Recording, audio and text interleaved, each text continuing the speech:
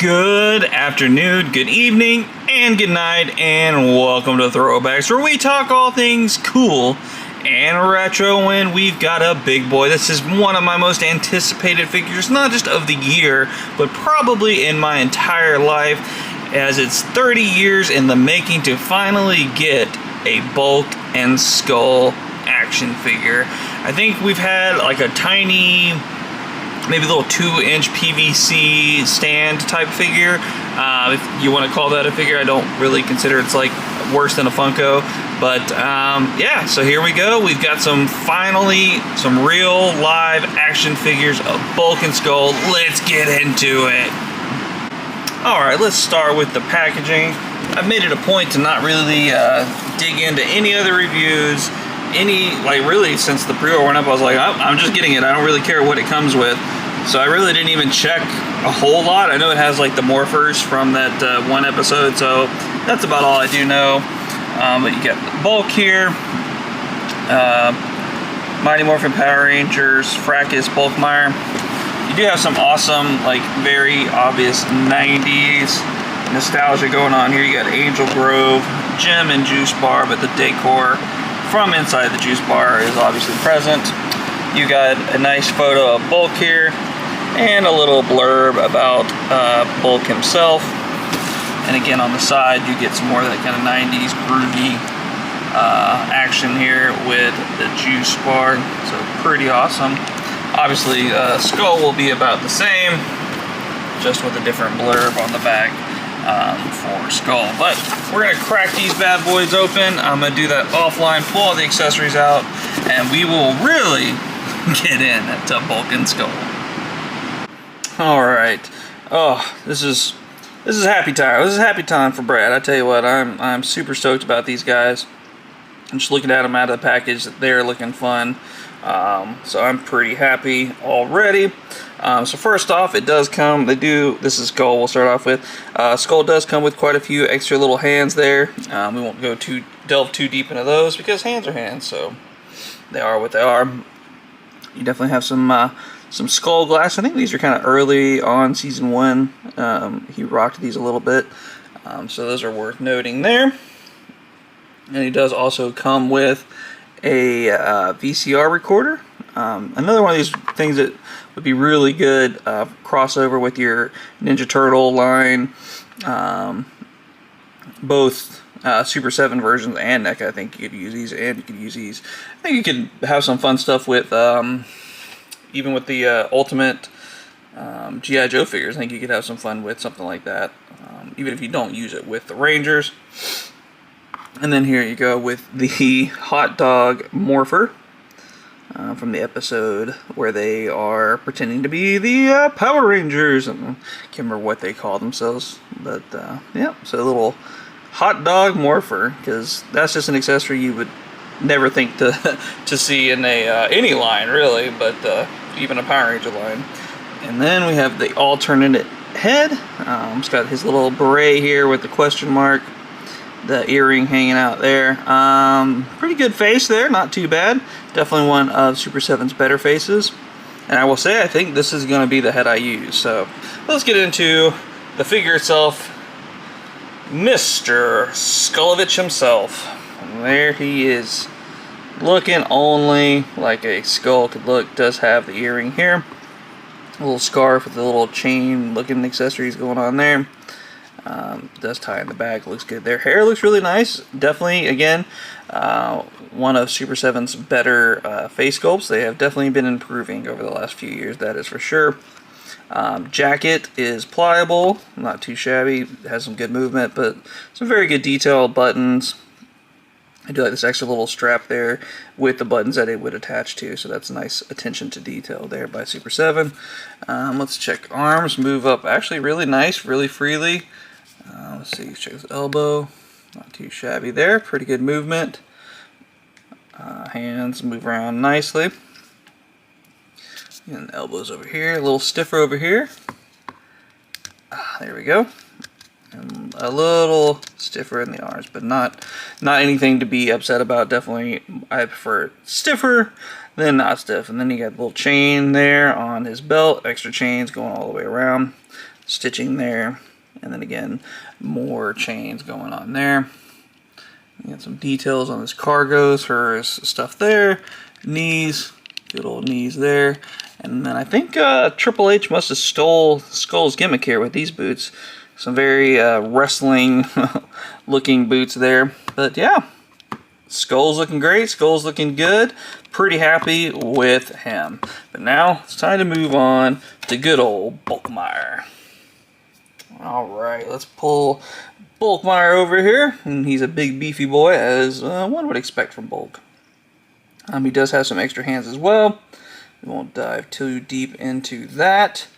But we do have some accessories here. And an interesting choice for one of these. And this one is the glasses. Now, Bulk doesn't really wear glasses.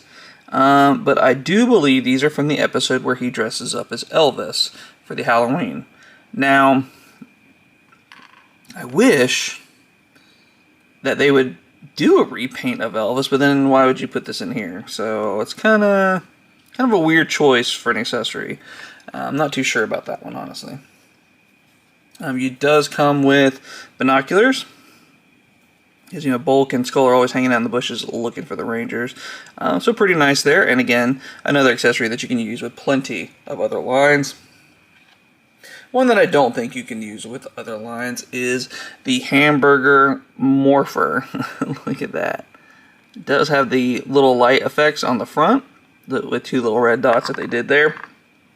It does have the handle there for the morpher, and just a pretty well built out I guess hamburger cheeseburger going on there. So pretty cool and definitely unique. And I kind of speaking out of both ends when I say like these are great, this is perfect, when obviously their costumes for this episode were vastly different than what they're wearing on the figures. But I think it's a fun, unique way of doing things. So I'm down with it. And here we go with the alternative head. I will say I'm not too thrilled with the bulkheads. I will be almost positive going with this head because, again, I just think this is more on point with Bulk, especially early seasons. Bulk with a little ponytail hanging out the back, but just not the best. And it's kind of hard to do these chubbier type guys, so I understand. So I don't know that they're really used to doing plumped face action figures. Too awful much there, but alright, let's get into Bulk. Bulk's having his kind of like, face. I guess that's kind of what they were going for. It's kind of like a cheesy, face. Like, I don't know, like, okay. But it is what it is. Not the best. Not the best at all. Still better than before, but not as good as it could be. So, not too great there, I'll be honest. But you do have the ponytail on the back. Everything else, though, looks really good. Kind of a very famous shirt. This is normally tie-dye, so I think there would have been nice to have a little bit of extra tie-dye white effects here, but I'm glad that they did at least put the circles in there, so that's nice to see from them. And again, I think Triple H must have been a Power Rangers fan, because we're getting some serious Triple H vibes here with the leather jacket and then the jean jacket on top of that. With the cut-off sleeves there. I'm getting kind of and maybe it's supposed to be, it's definitely like a brown, more so than a dark black leather.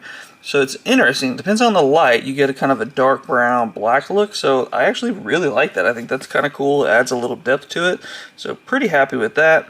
And we get what looks like an airplane seat belt there. I'm sure that's not what that is, but also it's 90s, isn't it? You know, who knows?